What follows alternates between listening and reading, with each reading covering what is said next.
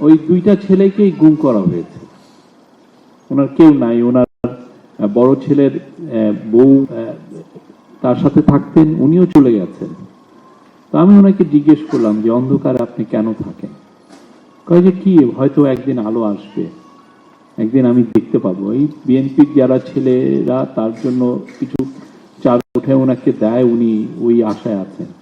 কয় যে আমি যেন বেঁচে থাকি, আমি যেন একদিন আমার ছেলের মা ডাক্তার শুনি। ভয়াবহ। ওনার আমি জানি না উনি ঢাকায় আসছেন কিনা। উনি যদি আসে, আমার মনে হয় যে ওনার সাথে আবার একটু দেখা করে ওনার সাথে কথা বলার খুব ইচ্ছা। কেননা আমি জানি ওনার যে গুমের যে এটা এটা আমার যে কেন যেন মনে হয় যে এটার সাথে র্যাব বা ওই সময়ের একজন নাম, আমি এখন নামটা বলবো না, সে সরাসরি জড়িত, সে ওই জায়গা থেকেই আসছে। শুধুমাত্র যে রাষ্ট্রকে করে, রাষ্ট্রকে সামনে রেখে পুরো একটা ক্রিমিনাল এন্টারপ্রাইজ হয়েছিল বাংলাদেশে। হাসিনাকে সামনে রেখে একটা ভয়াবহ রকমের মাফিয়াতন্ত্র, একটা ক্রিমিনাল এন্টারপ্রাইজ। সবাই যে যার মতো খুন করছে আর উনি লেজিটিমাইজেশন দিচ্ছেন, গুম হচ্ছে, লেজিটিমাইজেশন দিচ্ছেন। মানে এই যে একটা ভয়ঙ্কর একটা সময় আমরা পার হয়ে গেছি, এটা আমরা বুঝিই নাই। এবং এইটার সত্যিকারের বিদ্রোহের প্রথম ডাকটা মায়ের ডাক দিয়েছে। অ্যান্টিব্যাকটেরিয়াল অ্যাডিটিভ যুক্ত সেরা ওয়াটার ট্যাঙ্ক বিশুদ্ধ পানিতে ব্যাকটেরিয়া জন্মাতে দেয় না। এই পুরো গভর্নমেন্ট যে একটা লেজিটিমেসি নাই, এটা যে ডিলেজিটিমাইজ একটা গভর্নমেন্ট, তারটাই যদি একটা ক্রিমিনাল এন্টারপ্রাইজ। এই যে কিছু কিছু মানুষ তাদের স্বজন হারার বেদনা নিয়ে, তাদের স্বজনদের ছবি নিয়ে দাঁড়িয়ে থেকে প্রথম জানান। প্রথমে ওনারা 2-3 জন ছিলেন, আমরাও আসতে সত্যিকার সংকোচ হতো। সাংবাদিকরা, অনেক সাংবাদিক, গভর্নমেন্টের প্রো গভর্নমেন্ট সাংবাদিকরা আমরা দেখেছি, তাদেরকে নিয়ে হাসাহাসি করতো। গভর্নমেন্টের তরফ থেকে যারা একদম ভদ্রলোক, যাদের অনেক ডিগ্রি আছে, তারা পর্যন্ত তাদের এই যে কি ভূত মহাসাগরে যে ওরা হারিয়ে গেছেন, ডুবে মারা গেছেন, অনেক গল্প করতো। কি যে ভয়াবহ একটা আমরা টাইম গেছে। এবং এই যে জুলাই আগস্ট যাই বলেন, সবকিছুর অনুঘটক এই আন্দোলন। মায়ের ডাককে সত্যিকার অর্থে আমি এজ এ ফরমার জার্নালিস্ট মনে করি মায়ের ডাককে স্বাধীনতার পদক দেওয়া উচিত। আপনারা যারা এই যে লড়াই করছেন, আপনাদের লড়াই থেকেই এই পুরো লড়াইটা ছড়িয়ে গেছে পুরো বাংলাদেশের প্রত্যেকটা ইউনিভার্সিটিতে। আপনাদের যেই স্বজনের ছবিগুলো নিয়ে আমাদের বাবা মারাও জেনেছেন যে না, আমার ছেলে মেয়েরাও হারিয়ে যেতে পারে, বাট এই রেজিমকে আমরা নামাবো। তারা ইন্সপায়ার্ড হয়েছেন আপনাদের প্রত্যেকটা দাঁড়ানো থেকে। খুবই ছোট, আপনারা ভাবছিলেন যে আমরা যা করছি এটা কি মানুষ দেখছে, কিন্তু আসলে সত্য কি, সমস্ত বাংলাদেশ ছিল। আপনাদের দ্বারা সবাই ইন্সপায়ার্ড হয়েছিল এবং পৃথিবী দেখছিল। এবং তার ফলে দেখেন সেই 10ই ডিসেম্বর 2021 সালে ইউএস এই র্যাবের উপরে স্যাংশন দেয়। ওই প্রথমবারের মতো তারা আসলে ভয় পায়। এরপরে কিন্তু দেখেন এক্সট্রা জুডিশিয়াল কিলিং কমে গেছে, গুম একদম 1-2টা বোধহয় হয়েছে না হওয়ার মতো। তো এই জায়গায় মানে মায়ের ডাক বা গুম নিয়ে যেই কাজও আপনারা করেছেন, সেটা পুরো জাতিকে জাগিয়ে তুলেছে। এবং জাতির মানে একটা গভর্নমেন্ট কি হওয়া উচিত আর একটা গভর্নমেন্ট কি, সেটা জানতে পেরেছে। যে এই যে একটা ক্রিমিনাল এন্টারপ্রাইজ, শেখ হাসিনা যে একটা বড় রকমের মাফিয়াতন্ত্র চালাচ্ছেন, এবং তার সাথে তো 1-2টা না, কয়েকশো বা কয়েক হাজার লোক একসাথে জড়ো হয়ে এই ক্রিমিনাল এন্টারপ্রাইজে জয়েন করেছে। আপনি দেখেন র্যাবের এরা ওনারা অন্ধ, পুরো একটা গ্রুপ অফ পিপল অন্ধ হয়ে গেলেন যা করতেছে সেটা। মানে এই কোথায় মানে মানে এটা কেউ যদি ফিরে দেখে যে বাংলাদেশটা কি এইরকম কি একটা ভয়ানক একটা ক্রিমিনাল এন্টারপ্রাইজ কি চলে পৃথিবীতে। আমি আবার বলতে চাই, বাংলাদেশে যে সমস্ত জায়গায় গুমে যারা জড়িত ছিল তারা জীবনে পলিটিক্সে ফিরতে পারে না। এবং হাসিনার সাথে যারা গুমে জড়িত ছিল তারা জীবনে বাংলাদেশে পলিটিক্সে ফিরতে পারবে না, তাদের জন্য পলিটিক্স হবে না। আপনি আর্জেন্টিনায় দেখেন, আপনি চিলিতে দেখেন, আপনি পেরু বা অন্যান্য ওই পুরো ল্যাটিন আমেরিকা কেউ গুম করে পার পায় নাই, বাংলাদেশেও পার পাবে না। প্রত্যেকটা গুমের অ্যাকাউন্ট নেওয়া হবে, প্রত্যেকটা গুমকে আমরা ধরে, এবং এই গল্পগুলো পুরো বাংলাদেশের আকাশে বাতাসে থাকবে, ওয়ালেও থাকবে। আপনি যেরকম ওয়ালে ওয়ালে সবাই ছেলে মেয়েরা লিখে দিয়েছে, আমি কে তুমি কে, বিকল্প আমি তুমি আমরা, সেরকম আপনাদের গল্পগুলো সব জায়গায় লেখা হবে। আমরা আশা করছি যে আপনাদের সমস্ত কিছু, এই যে গুমের পুরো জিনিস, আমরা যে এই জাদুকরটা করছি গণভবনে, সেখানে সংরক্ষিত হবে। আর আপনারা যারা এত বছরও ফাইট করছেন, আমার স্বনির্বদ্ধ অনুরোধ, আপনারা ফাইটকে এক চুলো নড়বেন না। আপনাদের যে দাবি, আপনাদের যে স্বজনহারা, আপনাদের ছেলে, আপনাদের যে বাবা ভাই বোন ছেলে মেয়ে যারা যেখানে হারিয়ে, সেই জায়গাগুলো খোঁজার দায়িত্ব আমরা যেমন নিয়েছি, আপনারাও নেবেন। আপনারা আমাদের সাথে থাকেন।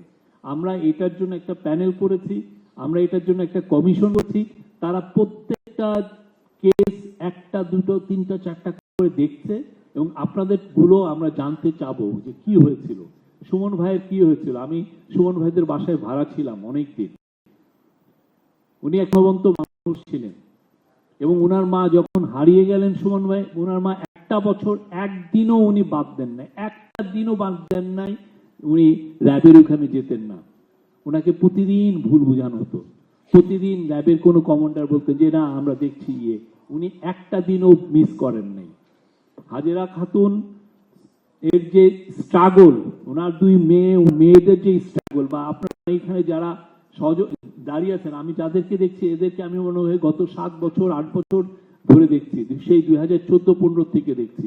আপনাদের স্ট্রাগল লিজেন্ডারি, বাংলাদেশে এরকম স্ট্রাগল কেউ করে নাই।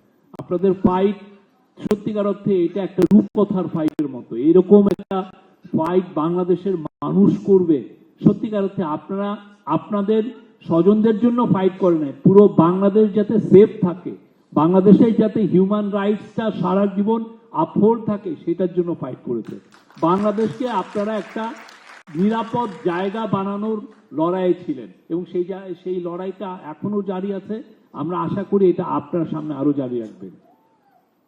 আমাদের গভর্নমেন্ট আসার পরে আপনারা জানেন যে গুম বিরোধী আমরা ইন্টারন্যাশনাল কনভেনশনে সাইন করেছি, একটা প্যানেল কাজ করেছে, প্যানেল কমিশন কাজ করছে, এবং তারা যে সমস্ত গল্প এসে বলছে, তারা কিছুদিন আগে প্রফেসর ইউনূসের সাথে কথা বলছিলেন, সেখানে আমরা যেই ঘটনাগুলো দেখি, যে প্রথমত আমরা তো হিউম্যান রাইটস গ্রুপগুলো বাংলাদেশি, তারা বলতো যে 600-700 জন গুম হয়েছে। এখন ওরা বলছে যে 16 থেকে 2000 জন ওরাই পাচ্ছে যে কমপ্লেন, এবং তাদের মনে হয় সব মিলে, বিকজ অনেকে এখনো ভয়ের চাদরে ঢাকা আছে, ভয় থেকে বের হতে পারছে না, এবং এই ভয় 1-2 জন করে আসছে। আমরা যেটা ধারণা করছি, ওরাও ধারণা করছে যে এই গুম হওয়া মানুষের সংখ্যা 3.5 থেকে 4.5 মতো হবে। ভয়াবহ নাম্বার। আপনি বুঝেন কি ভয়াবহ একটা ক্রিমিনাল এন্টারপ্রাইজ তারা চালিয়েছে। এই পুরো কাজটার মূল উদ্দেশ্যটা কি ছিল? পুরো বাংলাদেশটা ভয়ের চাদরে আটকে রাখা, কেউ যেন মুখে থেকে একটা কথা না বলতে পারে, কেউ যেন তাকে মানে চ্যালেঞ্জ না করতে পারে, এবং এক ধরনের আপনি এইখান থেকে আপনি যে তাকে চ্যালেঞ্জ করার যে জায়গা তৈরি করবেন সেটা না। এবং অপোজিশন বলেন, ডিসিডেন্ট ভয়েস বলেন, এমন কেউ নাই যে বাদ যায় নাই। এবং পরবর্তীতে যেটা হয়েছে যে লোকগুলো এই কাজগুলো করছেন, তারা দেখুন যে এটা তো করা যায়, তখন তারা নিজের পার্সোনাল ইন্টারেস্টেও অনেককে গুম করেছেন। এই লোকটা গুম করে দিলে তার হয়তো বা পার্সোনাল বেনিফিট হবে, সেগুলোর ইনস্ট্যান্সও আমরা পাচ্ছি। এবং অনেকে গুম তো হয়েছেন, গুম হওয়ার পর তাদেরকে ওই পারেও পাঠিয়ে দেওয়া হয়েছে। মানে আপনি ক্রিমিনাল এন্টারপ্রাইজের ব্যাপারটা দেখেন, সে শুধুমাত্র সুকরঞ্জন বালি শুধু ঢাকায় গুম হননি, ওনাকে পরবর্তীতে পাওয়া গেল ইন্ডিয়ার একটা জেলে। কেমনে গেলেন? সালাউদ্দিন তো ছিলেনই, সালাউদ্দিন অনেক হাই প্রোফাইল কেস, সেই জন্য আমি বললাম না। আরো ওই প্যানেলের কাছে আরো 3-4টা কেস এরকম এসছে, তারা এটা জানিয়েছে। আমরা এগুলোর সত্যিকার অর্থে আমরা প্রত্যেকটার বিচার করতে চাই, আমরা করার জন্য প্রস্তুতি নিচ্ছি।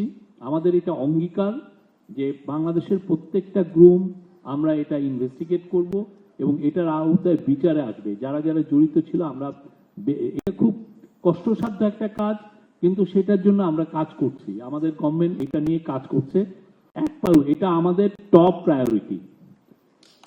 এটা গুমের ইনভেস্টিগেট করা, গুমের প্রত্যেকটা ঘটনাকে বের করা এবং এই গুমের যারা লোকগুলো যেখানে রাখা হয় আয়নাঘর, এই আয়নাঘরকে ডেমোলিশ করা এবং মানুষের সামনে তুলে ধরা, এটা আমাদের টপ। এটা আমাদের জেনারেশনকে জেনারেশন এই এই এই এই গল্পগুলো জানতে হবে। তারা দেখবে যে কি ভয়াবহ রকমের একটা ক্রিমিনাল এন্টারপ্রাইজ ছিল 2009 থেকে 2024 পর্যন্ত। আমি বেশি কিছু করবো না। উনি যেটা যেই কথা মুবাশশির হাসান বললেন, জাহেদ ভাই বললেন, আমি এই মেসেজগুলো নিয়ে আমি আমাদের প্রধান উপদেষ্টার কাছে বলবো যে অ্যাকাউন্টসের কথা এসছে, আপনাদের কম্পেনসেশনের কথা এসছে। আমরা এই পুরো জিনিসটা আমি তো অ্যাজ এ মানে মেসেজ ক্যারিয়ার হিসাবে আমি এই মেসেজটা ওনাদের কাছে দিব। তা আমি আশা করি যে এই বিষয়ে ওনারা cabinet council of adviser decision নেবেন। আর বেশি বেশি অ্যাড করার মতো তেমন নাই। আমি মনে করি আমাদের ফাইট এখানে শেষ হয়নি। বাংলাদেশে আমরা সবাই যে ফাইটটা করছি, এমন একটা দেশ আমরা চাই যেই দেশে হিউম্যান রাইটসটা সবার ক্ষেত্রে আপহোল্ড হবে। এটা শুধুমাত্র পলিটিক্যাল অ্যাক্টিভিস্ট না, যারা ডিসিডেন্ট ভয়েস আছে, মাইকেল চাকমার মতো লোক আছেন যারা বাংলাদেশে খুব ক্ষুদ্র ছোট ছোট গ্রুপকে রিপ্রেজেন্ট করেন, তাদের ভয়েস আছে। আমরা যেন কাউকে ভুলে না যাই। হিউম্যান রাইটস যেন সবার জন্য অ্যাপ্লিকেবল হয়, প্রত্যেকটা লোকের জন্য। সবার হিউম্যান রাইটস এর ক্ষেত্রে যেন আমরা সবাই এক কাতারে দাঁড়াই, শুধুমাত্র আমার জন্য না। যে লোকটাকে আমি ঘৃণা করি তার হিউম্যান রাইটস এর জন্য আমি যেন দাঁড়াই, তাকেও যেন কেউ গুম না করে, যেন ওই গুমের তার গুম, তাকে এক্সট্রা জুডিশিয়াল কিল বা তার হিউম্যান রাইটস থেকে আন্ডারমাইন করা বা তাকে এটাকে